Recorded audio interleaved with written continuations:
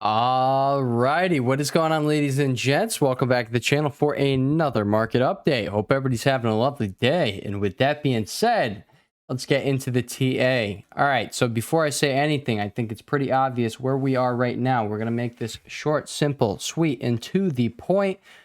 What do we have going on here? We do have that fall through from the bullish candlesticks that we had across the board on Friday.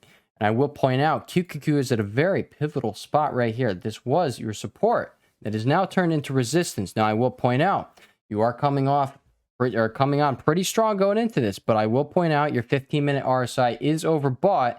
Just like it was over here, I was looking for a move down. I told them, like, hey, all right, we're looking for at least a pullback here. You did develop this falling wedge pattern. We did break out from that falling wedge pattern, and now we ran up to resistance. Now, I am looking for rejection here. I think that is the natural thing to, happen here on the first attempt. Doesn't have to go down that way, but you have a bearish divergence going on here on the 5-minute RSI. And then on the 15-minute, you are overbought. And I believe on the 30-minute, you are getting there as well. Regardless of this indicator, we can just see this is simply just a back test of a previous level. I would expect sellers to be here on the first attempt. I think we probably get a pullback on the lower time frames and then do something like this. All right, and then we can go on our way. And like I pointed out on SPY, the level that we are going to be watching, just like where QQ is right there, right? The back test level is going to be 443 to 444. So that is what I'm still looking for on SPY. Doesn't have to be the case. I was looking for this RSI to get a bounce because we were very close to 30. And if we literally just came down here today and didn't gap up and get the follow through, then I was very likely going to say, hey, all right, you're probably just going to see like a lot of buyers stepping down there. You're going to have the daily RSI at 30, and we're probably going to get a much larger move. And either way, we're going to be coming up to test the zone anyway. All right, so I'm just pointing out, QQQ has to get above 364.50-ish. That is where the top of this zone is, which is actually the low of this candlestick. So where is that? 364.62. So that is where you want to see QQQ get above. Let's just actually put a level on there. We're going to mark it out right there. Let's just make that the exact level. Boom, bop, bing, boop, pow. Coordinates go up 2 cents right there. We're going to make that a red bar right there. It is resistance. And that is where you need to see buyers push through. And then we want to start seeing some lower time frame closes on overneath. Oh, not over. Overneath.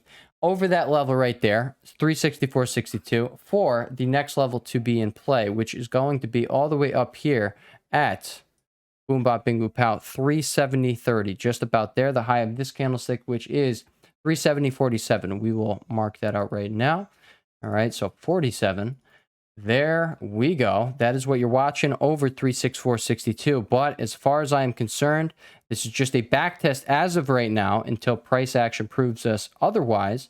And we could end up seeing that pullback. Now, I'm going to come over here to SPY now. I'm going to point out we are not even close to, well, I mean, we're within 1%. So I can't say we're not even close. But you still have like 0.75% to go until you backtest the 443 to 444 zone up here. So that could be where we go next. That is what I am paying attention to. Regardless, you have, as of right now, you have reclaimed this 438 level. Let's just go down to the smaller time frames, and I will point out this is where you were struggling earlier. This level actually right here is just the pre-market high. You struggled at it. That's where you had a double top going on this morning, and then you sold off. And as of right here, we have surpassed that and then flipped it as of this candlestick. So I do think things are looking more bullish than they are bearish. Just like we were saying in the weekly update, just like we were saying on Friday, we were looking for that bounce. We have gotten that bounce. And I'll actually just come over to ES and NQ. We did have these doji candlesticks / the hammer candlestick on RTY. I think it was the Dow. Yeah. And as of on RT, well, you didn't really get followed through on the hammer, right? But you got followed through on NQ and ES on these doji candlesticks, and ES had one form right at support, right where buyers needed to hold the line. They did. So I'm going to just, go on a limb right here and say, I think things are looking more bullish than bearish at this point in time. Now, I will point out, SPY is not on the highest of volumes, not like we had a high volume day over here to support this candlestick. So, we're probably going to have decreasing volume on this. It could end up being something like that. Maybe it gets a little higher. but it's not anything to go crazy about. So I'm just going to point that out. That is the only deprecating factor I really have to report to you guys today. Let's check out Mr. VIX before we do anything else. VIX is losing this level. We're going to see where this daily candlestick, we're going to see where this thing closes. But if it's under this 1708 level from over here, then guess what?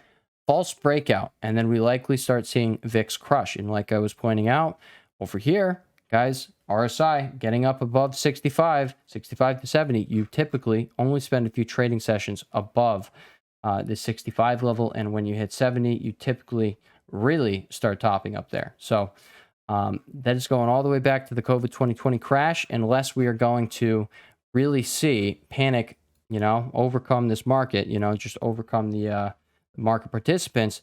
And, that leads to panic selling. And then you got a crash type scenario like happened in 2020 over here. And then we had, where was the other scenario? Late 2020. Yeah, right over here. Late 2021, early 2022. That's when this whole, interest rate thing happened. It's when the whole, everyone was really panicking at the 2022 top. So I just want to point out, unless we do have that scenario, that crash scenario coming into play, then yeah, we're going to see a VIX crush. And, that's what I say is likely. But as of right now, guys, things are looking bullish, in my personal opinion. I don't like that you're not really getting fall through over here on DIA, but I will point out you now have a hammer candlestick on the day. We're going to have to see how this thing closes going into the close. But as of right now, guys, things are looking better than they are looking worse. And Apple as well, you also are getting your fall through candlestick off of low volume. So that's something to point out. But you do have a hammer on the day. And we're going to have to be paying attention to this 177.30 level over here to see if we can reclaim that. Because if not, just like I was just pointing out on QQ, what it's doing right now, and then SPY has it coming up at the 443 to 444 zone, it's just going to be a back test until price can prove us otherwise. If price can get above here, we get a daily close over here. Hey, buyers reclaim that level. Then we're going to be watching for a move up here to 181. And that would be that. Above 181, obviously 186. That would be a much larger rally. I still do think SPY is going to end up coming down here to 431. The low of this candlestick right here, 431.19. All right. With that being said, I will catch y'all in the next video. Peace.